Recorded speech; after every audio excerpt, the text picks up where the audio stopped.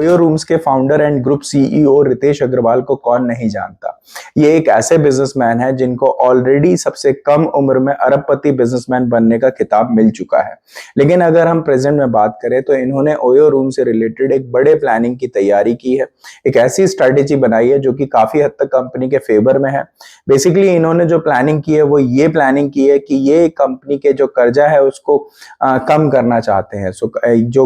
इन्होंने स्ट्रैटेजी बनाई है वो कंपनी के कर्जे को कम करने के लिए, लायबिलिटीज लोन को कम करने के लिए प्लानिंग बनाई है। बेसिकली अगर हम इस चीज को डिटेल में समझे तो करंट फाइनेंशियल ईयर का जो सेकंड क्वार्टर था उसमें कंपनी ने अच्छा खासा प्रॉफिट रजिस्टर किया है।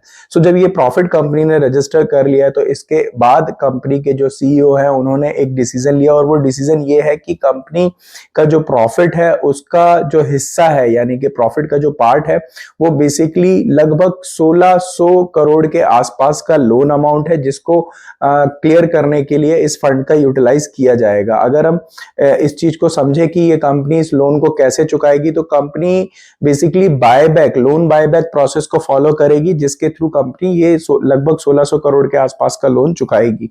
ये जो लोन चुकाया जा रहा है बेसिकली इसका जो स्केड्यूल किया गया था, यानी कि ये जो लोन रीपेमेंट स्केड्यूल किया गया था ये जून 2026 के लिए स्केड्यूल किया गया था। लेकिन अभी फिलहाल जो डिसीजन लिया गया है वो अभी करंट में ही कंपनी की तरफ से इस कर्जे को चुकाने का डिसीजन लिया गया है।